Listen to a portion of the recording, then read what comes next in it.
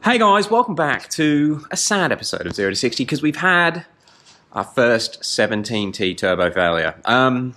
Luckily it wasn't my car, but it was JB, and what makes it even worse, these turbos have only been in the car for a couple of weeks. Now we actually mentioned this car in a roll racing video, oh god, it was probably 6 weeks ago. It's taken a while to try and get a resolution from Viv Turbos so that we can actually get them fixed, but basically they were on the car for about a week, and then he was doing a circuit training day, so not even a flat-out track day, and they failed during the circuit day. Now, I just want to say with that, like there's a lot of issues with N54s getting oil surge in the sumps.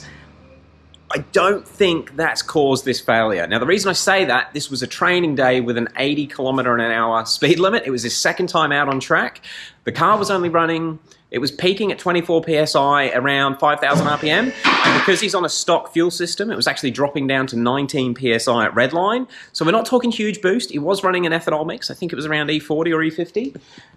But yeah, he got the howling whistle of death that turbos are prone to do. Jake is actually working on the car at the moment, and we have them just here. So these are the fresh 17Ts, and you can see they have not done a lot of work. I will try and take some better angles with my phone, but in fact, let me switch over to the phone because it's going to give us better light. Okay, now these actually got pulled off the car 2 days ago, and both turbine housings have damage. Apparently. Okay, so I must stand corrected. I thought it was both turbos that have failed. This one has got what looks like a ton of oil in it already. Not really sure what it is. We are going to take them both apart and put new CHRAs in them, so we'll be able to see that. But this is the one that has failed. Whoops, sorry JB. This is the one that has failed, and you can see, oh, come on, focus. Yeah, it's actually, it's chipped off of 2 of the turbine blades. The big chip and then the one just above it. What a bloody mess. So it's going to be interesting to see how much damage has been done to the inner housing. I mean, it doesn't feel like it's got that excessive play. It doesn't feel any different.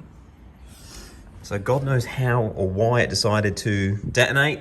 One thing that I will say about these turbos, they were ordered as 6+6 blades, and Viv supplied the 11 blade versions.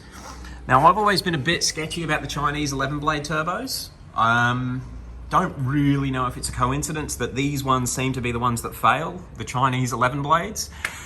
Anyway, I guess it's time to get them stripped down and get the CHRA swapped over. So one good thing that has come about from this situation, it's given JB the encouragement to upgrade a load of other things while the car's being worked on.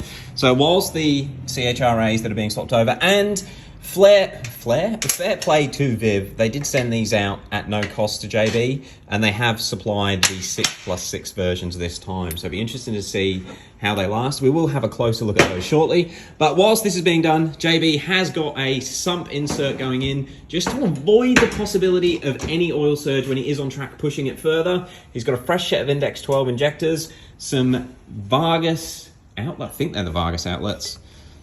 He's got some high flow right-hand drive outlets. Anyway, they're going on, that's going to be good. Filters, he has got a Musselman oil thermostat. So this is going to keep oil temps a bit lower, well, hopefully. Not that the 1M is bad for cooling, but it's going to be a nice upgrade and add some bling to the engine bay. Got some rear subframe inserts going in. That's the Musselman box. And then just a heap of new oil seals, gaskets, O-rings, the whole shebang, and then all the oils to do all the work. The car's having a bit of a birthday, but hopefully with all this stuff done, the 6+6 CHRAs, it's going to be a lot more reliable and not blow turbos up every week, but we'll see.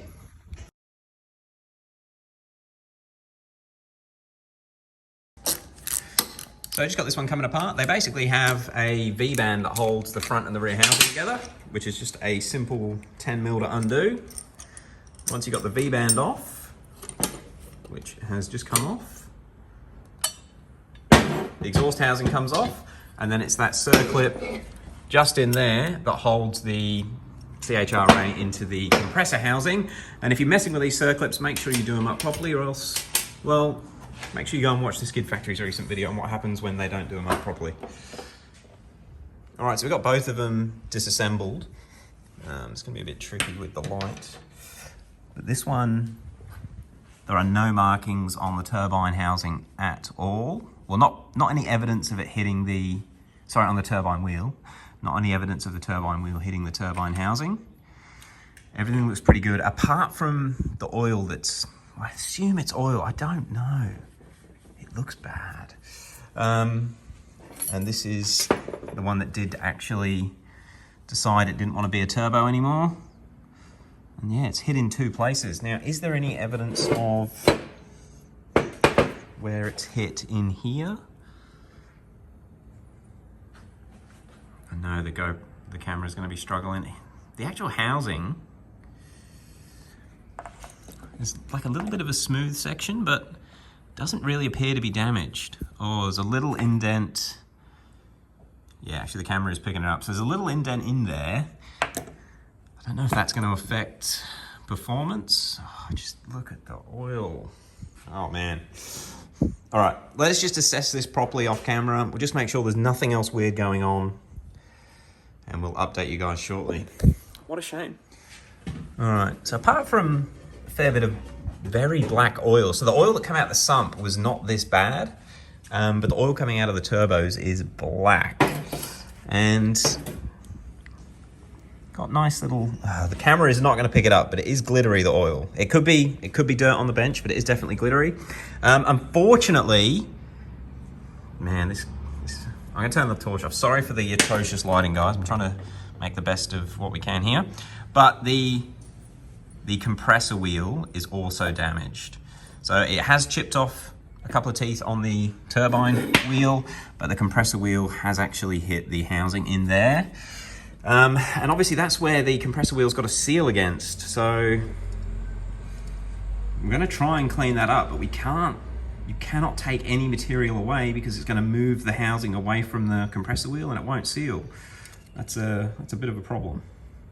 This really needs to be replaced, which Viv don't have any care about. All right, actually, just before I show you this, to add some context to this story, once the turbo siren started, the car got shut down and it hasn't been driven. It got trailered here, just because JB was concerned about anything going through the motor if a turbo properly failed. He was pretty confident he knew what it was when he heard the turbo siren. But we're just checking a few things. Like the exhaust housings are full of oil or possibly fuel. Now, this car was running old injectors. We were concerned that maybe it's fuel, but the exhaust ports are dry as, where the turbine housings are wet as. So it's got to be oil that's coming out of both turbos, front and rear. The rear inlet, now it is the rear turbo that's failed. You can see that grey, I mean, it looks like dust or mess in there. Now that's not in the front one that hasn't failed. There's a little bit of, you can see this car's got like a PCV issue, it would seem. There is oil vapor residue in there. And these inlets weren't on the car for very long. So that's happened in the 1000 Ks. But the rear one, it's got this white paste. Now, what we think that is when the compressor wheel has hit the housing, that must just be like aluminium dust that's mixed with the oil vapor in there and become this metal paste. Don't know if yeah, you can't really see, but it's like a white paste. It looks worse on the black outlets, but we're gonna have to clean all that out. When we saw that, we sort of had a bit of a panic attack, like, has that gone through the motor? So this is the outlet off the car, and inside here is clean. So that's really weird that aluminium built up on the inlet and didn't get sucked through into this.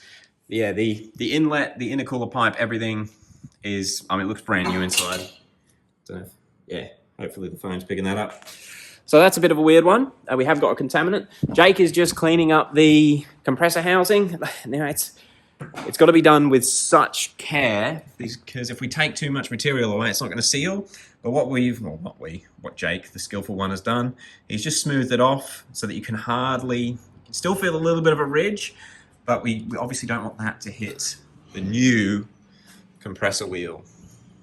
In fact, let's have a quick look at the compressor wheel. Side by side. Now, I've got a bit of a theory based off no understanding of turbos whatsoever, but I feel like, yeah, she's going to stand up. I feel like the 11 blades fail more than the 6+6 because these are a heavier wheel. I think Turbo Labs America said the same thing, but it appears that the balancing that the China turbos have doesn't get them accurate enough to put up with this heavier wheel. From what I can tell, and please comment below, it seems to be the 11 blade China turbos that fail, where most people that I see have an okay run with a 6+6. Let me know your thoughts, but yeah, you can obviously see there's a lot more material in an 11 blade wheel than a 6 blade wheel. Oh man, I hope these go good for him. It's my fault that he bought them and they failed. Now he's wasted $2,000 installing them again. Yeah, it's something you need to keep in mind, guys. It is nice to buy these cheap China turbos, but if you buy a brand name turbo like DAW and you have a problem, he'll help you replace them. He'll give you an install kit.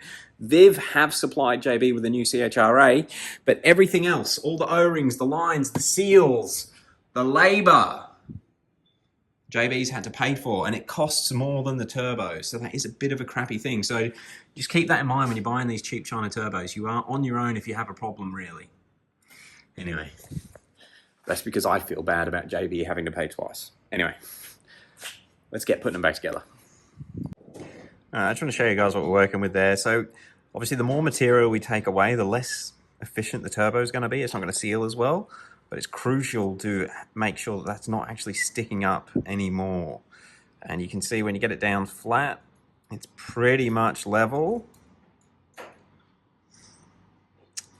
Just not good. This housing really should be replaced, I guess, but that's not an option that we have today. So let's fit the CHRA in and just make sure there's definitely clearance from that raised section, because if it hits again, it'll be another set of turbos. Okay, so this is the one that failed. They are a mission to get back together. It's sort of a two-handed job to hold it all safely and get that circlip in without damaging anything, which is why I didn't film it. I do apologize.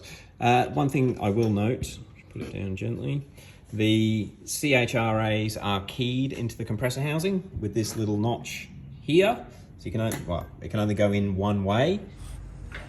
The exhaust housings are also pinned. If I can just try and get it around there. So we have that little pin hole there, and then the pin just there. So you can't actually not clock these properly, which is kind of interesting because I thought I've read about people clocking their turbos, and like this is the amount of space that you're dealing with that compressor wheel. So that's why we were concerned about the raised lip where the damage was.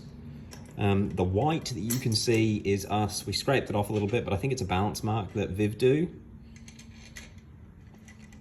You know, they're going back together. Jake's just putting the other compressor housing into the turbine housing. And yeah, I mean, but we can probably end this video off here. Have you got any final words, Jake, on what caused the failure? Still a mystery at this stage. Yeah, it is a bit of a mystery. Now, this car is a pretty low mileage vehicle. It's under 100,000 Ks. It is ran on 5-weight 40 oil. And it's overly maintained. Like, its owner is very fastidious with how this car is looked after. Like, you can see all of the expensive goodies he's got just to do a turbo swap. Like, it's the polar opposite of me, who does everything on the cheap. And unfortunately had a failure. So it's a really weird one. We don't know what caused it to fail. It's annoying though, but hopefully these 6+6s are better. But yeah, the reason that we never actually did a video on the one end with the hybrid turbos was they failed pretty much straight away. Yeah, it was within a week and under 1,000 kilometers. Guys, if it all goes well, we will give an update, or if these ones fail as well, I'll also let you know a bit sooner than we did this time. But this is the first set of Chinese turbos that I've sort of had anything to do with that's failed, and it's definitely not a failure on part of the owner from what I can tell here. Everything's been done properly. Just really annoying. They have failed. Anyway, thank you very much for watching. We're going to keep putting it back together, and by we I mean Jake, because I'm going to go and edit this video. All right guys, we'll catch you tomorrow.